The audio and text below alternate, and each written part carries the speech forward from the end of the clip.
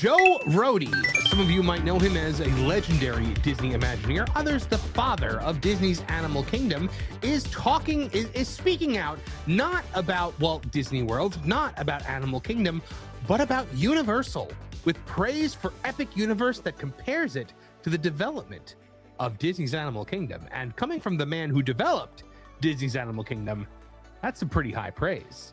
So there we see him, the famous Joe Rohde. Thankfully, the photo is taken from this side of his head so as not to look at his dangly ear that has from all the gauges that he's put in his ear all over the years. Former Disney Imagineer Joe Rohde attended a presentation from Universal Creatives and walked away impressed. He compared its creative philosophy to that of Disney's Animal Kingdom, the park he helped design.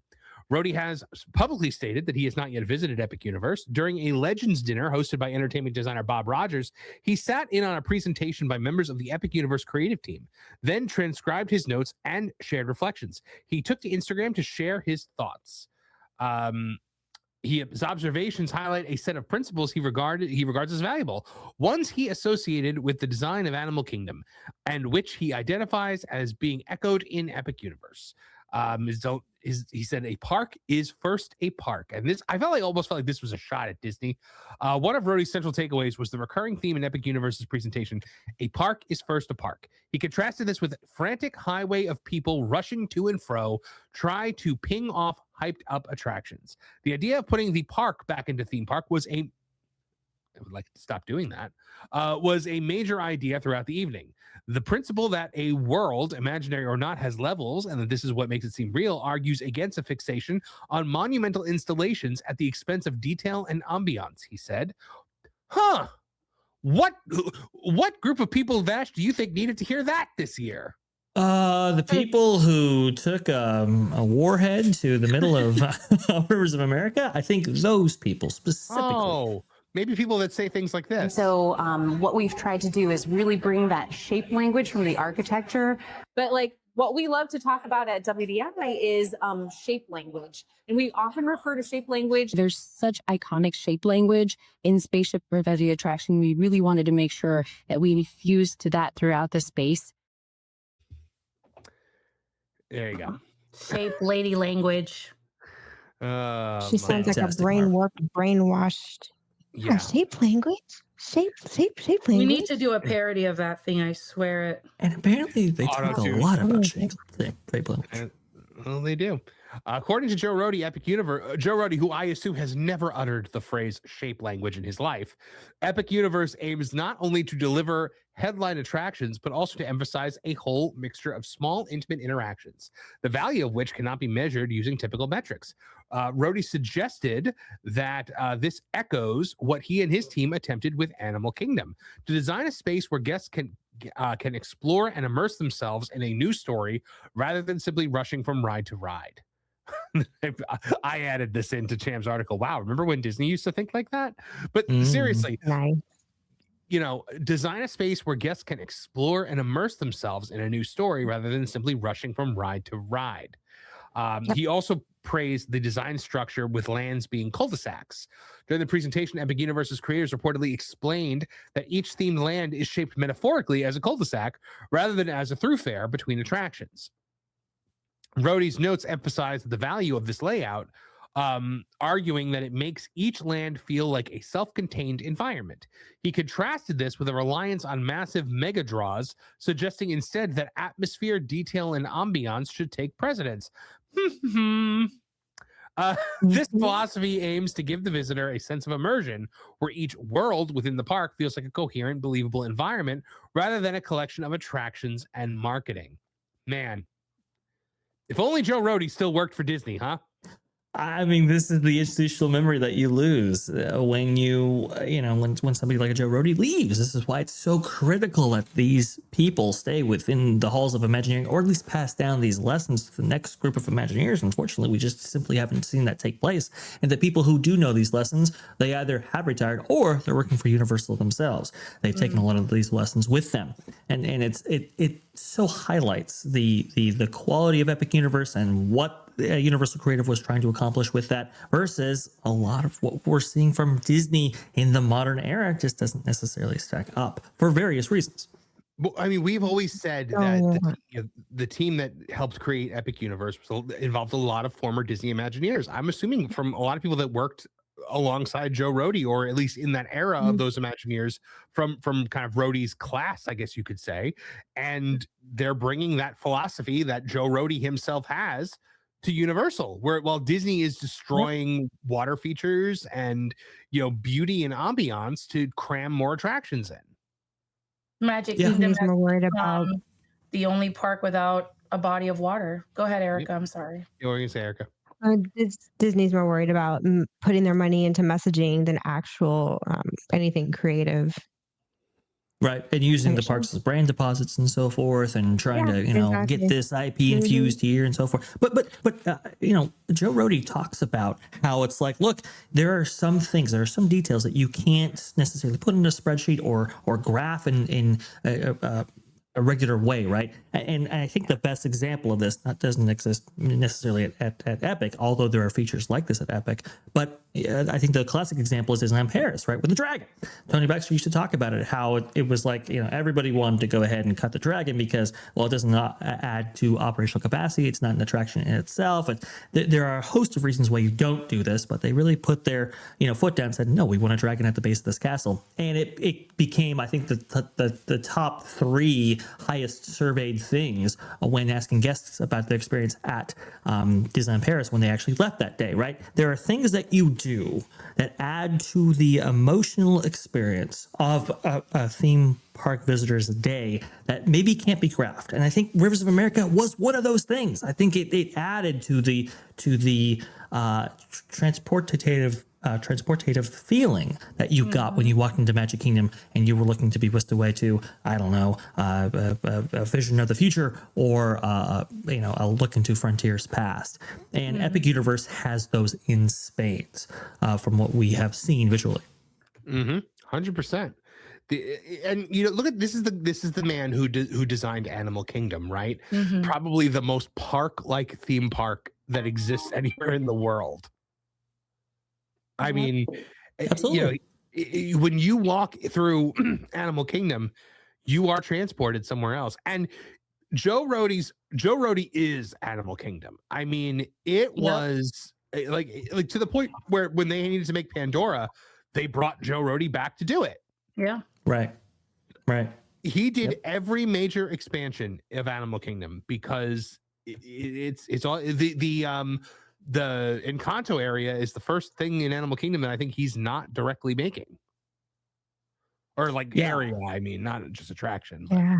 And the design Animal Kingdom is like one of the most favorite parks for a lot of people just because of the scenery and the immersiveness of, like I said before, people don't want to go just to do the rides all the time. They just want to be able to walk around, the smell, the sounds, I love walking in the very front of the park and seeing the Barabusa and seeing Divine. And there's so much cool stuff in Animal Kingdom that really puts the park into theme park.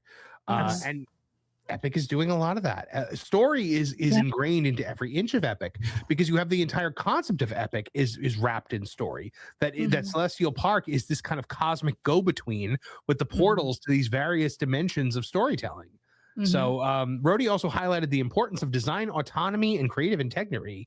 In his notes, he pointed out that value engineering, the process by which budget or time constraints influence design, should be guided by the design team rather than by outside pressures, aka don't tell us what to do.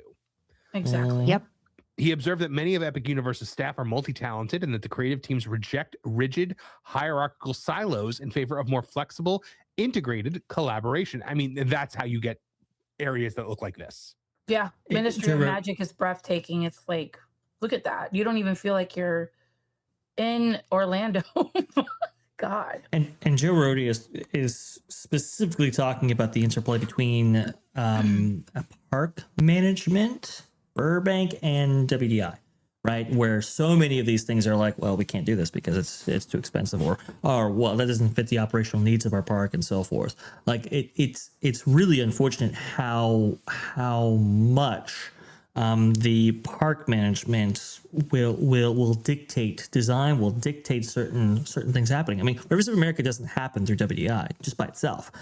Rivers of America, the loss of it at Magic Kingdom happens because Jeff Valley says, well, this is an underutilized area. Let's go ahead and utilize it further. This is what Joe Rohde, I think, is talking about. Yeah, absolutely. Mhm. Absolutely. Moving along in this article, he says, customize the treatment of each person. There is no such thing as a generic person, nor a generic method of design. I don't know about that, Joe. And so what we've tried to do is really bring that shape language from the architecture. But like what we love to talk about at WD. I would say that's maybe the most generic design that's ever existed, the generic method of design that's ever existed. But, you know. Yes. Yeah. I don't think that's fair. I tried the best I can. That poor kid. True. I know. I So was so bad for that kid. Rohde's comments remain grounded in the idea that a park should reward the curious, those willing to explore beyond, to soak in details, design subtleties, and thoughtful storytelling. That's what Disney used to be known for, right? Like it used to be like there's story baked into everything. You look up, down, and all around. Everything from the windows on Main Street to the decor in the shops, it all had a story around it. Yeah. And then he said the Universal creatives asserted what Rohde long advocated in his career, a belief in theme parks as a serious art form, combining architecture, landscaping, storytelling, music, and more into a unified experience. And now here's the context. Epic Universe in the current theme park landscape, opening on May 22nd, 2025 as part of a broader expansion of Universal Orlando Resorts. The park features 5 lands. The creative team behind Epic Universe appears conscious of maintaining design integrity, balancing popular intellectual properties with atmospheric detail. According to Rohde, their methods echo the deliberate, art-driven ambitions of Imagineering's earlier work, while adapted to a different era of theme park expectations. You notice that Joe Rohde doesn't go out and like talk about all the amazing things he's hearing about from young Disney Imagineers, because didn't Disney hire him back in like an advisory role? Yes, yeah, and I think we saw him walking around like Epcot, for example, the new improvements that they made to that park, improvements with quotes, and it was with actually it was with Antithesis Girl. Actually, oh my god! Hold on, let me find. It's more of a PR thing than anything. Yeah. And Dreamer's point is the antithesis of the idea that Walt had this incredible optimism and hope for the future, that if we all work together and we all dream together, we could build the impossible and make it our reality. And that's her. How many times did she rehearse that in the mirror because she doesn't believe it herself? Well, no, I would say she accidentally told the truth. Right. That is the antithesis of everything Walt wanted, and that somehow made it through multiple people to actually air in front of people. So this suggests Epic Universe aims not simply for blockbuster attractions, but for layered worlds that encourage an entire experience that can't be quantified on paper. The little things that make you forget, if only for a moment, that you're not in your favorite story or a new one altogether. Now, Rohde, of course. Go ahead. Oh, I was just gonna say, why is Animal Kingdom's like the favorite of some people out there when it comes to parks at Walt Disney World? I mean, some people have actually said, "Hey, it's my favorite park" or whatever. It's my favorite. Right. Well, but if it, I mean, and we've gone over this before with Pro and others, it has the least amount of attractions, right? I mean, we talk about it all the time and how this park needs attractions and so forth, but it's still a lot of people's favorite. Why? That's what Joe Rohde's talking about right here. That's what Joe Rohde is trying to get to the root of. There are things that are intangibilities associated with these parks that you really can't put your finger on, but it's like, no, I like that. I love that. It's my favorite. And you look at the attraction count and it's like, well, it shouldn't be. But it is. It makes the mind wander. Mm-hmm. Apparently, Joe Rohde is also like the nicest human being on the planet, from what I've heard. Like, I have a friend who worked at one of the hotels, and they told me that Bob Iger stayed at the hotel one time, and they were like, "Don't look at him, don't speak to him, do not approach, like do not come within his sphere." And like Joe Rohde will be there, and they'll be like, "Hey, Joe Rohde's over there. Go say hi to him." Like, because he just loves talking to them. So Rohde ended his post with some high praise for the Universal team, saying the audience was full of young people ready to listen. Someday they will be ready to act. And yesterday they got plenty of good advice. And from a man who created something previously unseen, that is quite the compliment. The man is one of the defining theme park designers of an entire generation.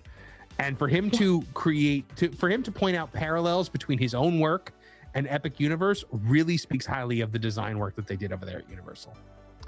So Absolutely. all I can say, guys, about Epic Universe, if it's good enough for Joe Rohde, it's good enough for me. Thanks for watching That Park Plays News. For more information, consider checking out www.thatparkplace.com. And don't forget to subscribe, share, like, and send this out on your favorite social media accounts.